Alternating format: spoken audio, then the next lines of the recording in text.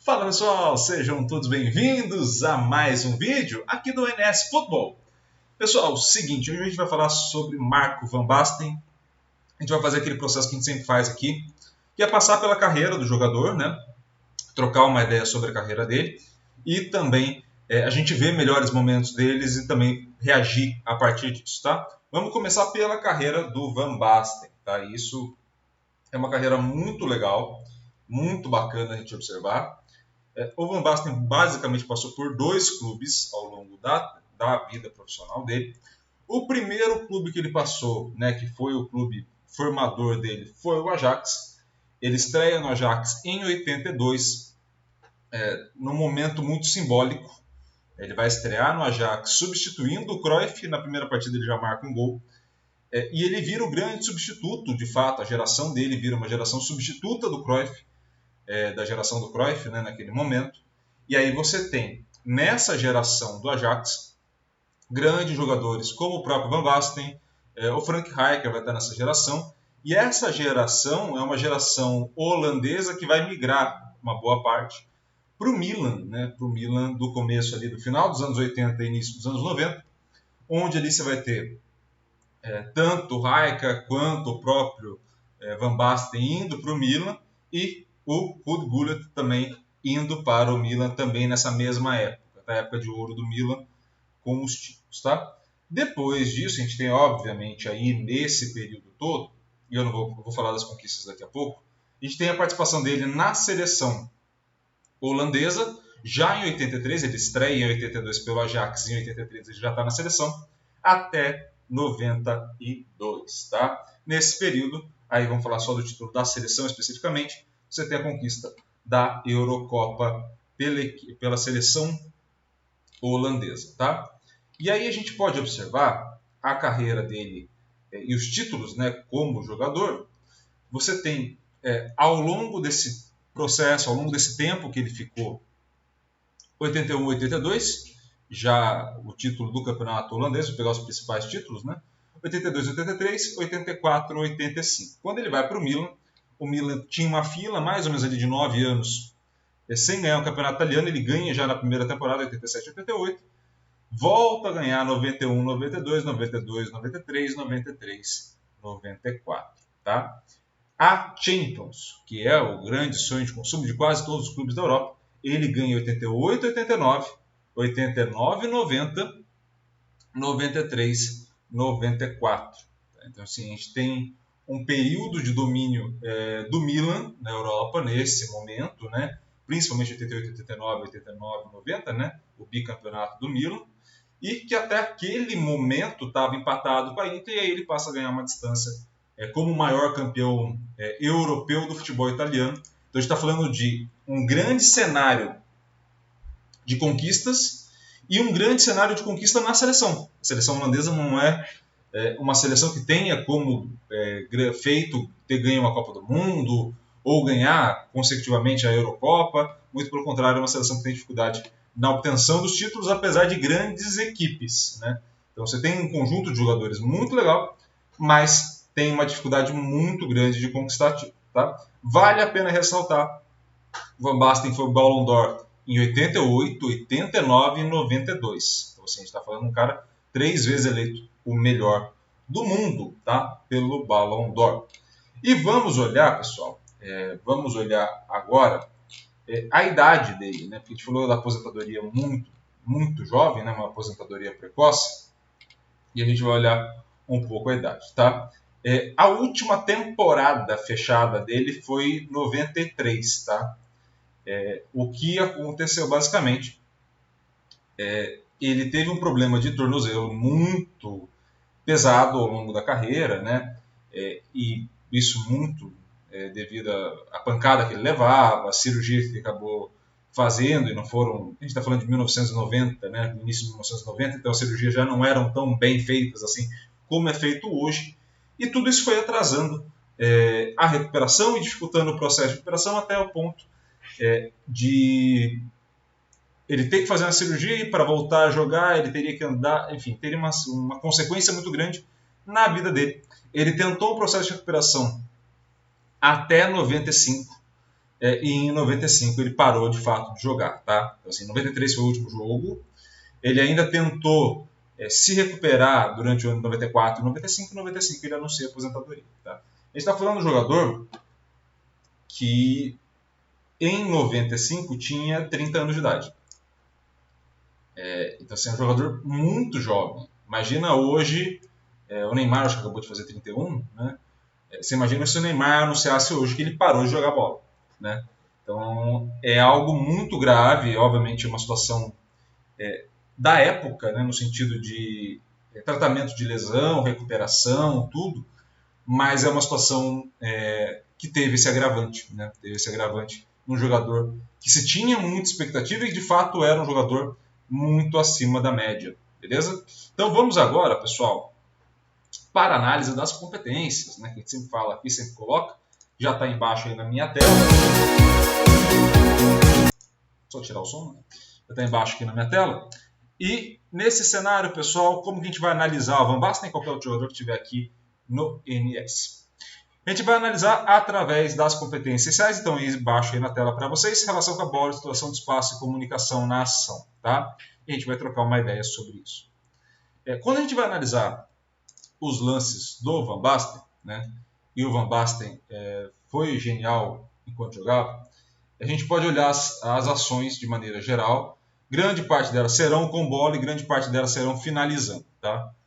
Isso pela característica do jogador em si, né? Então as demandas do jogo vão sendo ajustadas e ele vai atendendo às funções do qual surgem para ele as demandas, tá? Nesse cenário a gente está falando de um jogador de excelente domínio, tá? Excelente finalização, excelente condução da bola, então o jogador conduzia muito bem essa bola, e um jogador que organizava bem essa equipe. Então, além de ser um exímio finalizador, ele foi artilheiro inúmeras vezes nos campeonatos que disputou, é um jogador muito, muito, muito bom. Ele é um jogador, assim, pena que aposentou cedo, porque era um jogador excepcional de fato. E onde a gente pode observar essa relação com a bola? Diretamente nas ações em contato direto com a bola, como está aí, a gente pode observar isso, né? Então, quando você olha um domínio, por exemplo, o fato do ajuste corporal que ele vai ter, dominar com o pé preferido, conseguir no domínio já fazer essa condução para uma zona onde ele possa fazer a próxima ação. Então, assim, são pontos da ação de domínio, e vão ser pontos da ação de passe, da ação de finalização, que você pode observar uma relação com a bola, tá? Uma relação adequada. Ele fica disponível para fazer a próxima ação, tá? E isso sempre é muito importante. Para além disso, quando a gente for observar o Van Basten ou qualquer outro jogador, relação à exploração do espaço, a gente pode observar as zonas de maior atuação, isso é um ponto muito legal da gente observar, e isso pode estar relacionado a uma zona de atuação mais centralizada, né? A gente está falando de um jogador artilheiro, então uma ação mais centralizada, corredor central, muito mais no campo ofensivo, principalmente mais próximo à área e dentro da área. Então, a gente está falando de um jogador que vai chegar muitas vezes à área da sua equipe para finalizar jogadas. Então a gente pode falar dessa parte de destruição de espaço pelas zonas de ação ou também pela relação que ele vai pôr em relação no momento principalmente de finalização, né, no caso de um atacante aí, artilheiro como ele vai conseguir identificar a distância correta em relação ao adversário que está fazendo a pressão nele, como ele vai conseguir identificar o melhor ângulo para a finalização, né, no melhor momento, né? Então o ângulo formado por ele, pelo goleiro, pelo gol, ou por ele, pelo adversário mais direto na bola e o gol. Então a gente está falando de uma série de variáveis que a gente pode observar aí, que são espaciais, que a gente pode observar a exploração do espaço. Lembrando, a gente não está dividindo a ação é a mesma, é finalização. Agora, a gente pode observar elas por diferentes perspectivas. E a gente pode ter não só uma questão de exploração de espaço, mas também de comunicação na ação. Ou seja, como que ele passa a se comunicar com os demais jogadores da própria equipe. E aí, quando a gente fala de comunicação, no caso ali, não só a execução de um bom passe, né, que a gente geralmente está associado à análise de redes aí para quem trabalha com análise no futebol, mas também receber esses passes, né? É você entender o passe que o teu companheiro vai ofertar e conseguir fazer com que esse passe também seja bem aproveitado, né? Por vezes ele não vai receber o melhor dos passes ele não vai receber a melhor das bolas ali para ele poder fazer a ação subsequente, mas ele vai conseguir fazer o ajuste corporal, ele vai conseguir fazer esse domínio, o que passa confiança também para os companheiros de equipe de soltar a bola nele, porque aí você sabe ou você imagina que ele passa a converter essas ações, seja um domínio para um passe, uma condução, ou um drible mais curto, ou até mesmo a finalização direta aí, tá? Então, assim, esse é o grande ponto da gente observar a comunicação na ação voltado para a própria equipe.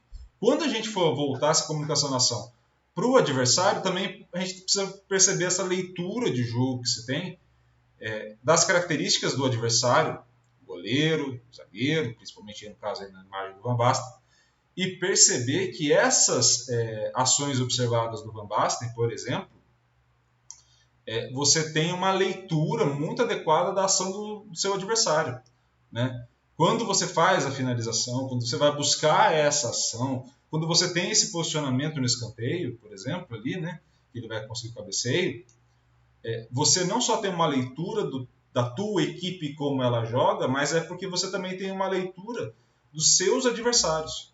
Uma leitura da distância adequada para fazer a ação, uma leitura do que ele vai supor de movimentação para esse jogador, né?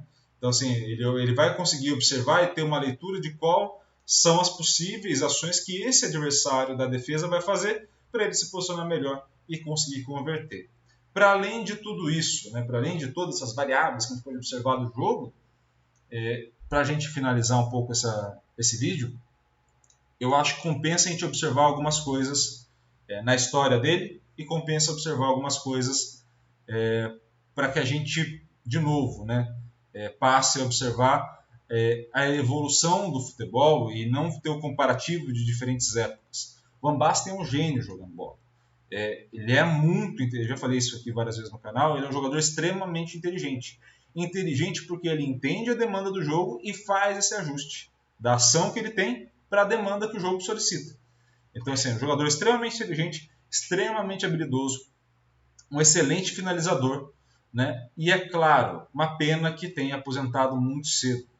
Por quê? Porque, obviamente, está falando de outros tempos. Quando a gente observa a evolução aqui das ações de jogo, né, a gente vai conseguir observar diretamente a evolução também das coisas que cercam o futebol, né? Do material esportivo, da medicina esportiva, da inserção de fisioterapeuta, psicólogos e outros profissionais da área da saúde, né? E é claro, tendo observado tudo isso, observando tudo isso, a gente pode olhar o Van Basten, é claro, pode olhar outros jogadores dessa mesma época e perceber muitas coisas interessantes e aprender muitas coisas sobre esse jogo, né? Não que a gente vá copiá-los, mas basicamente que a gente possa aprender muita coisa e identificar essa linha construída temporal histórica do futebol, tá?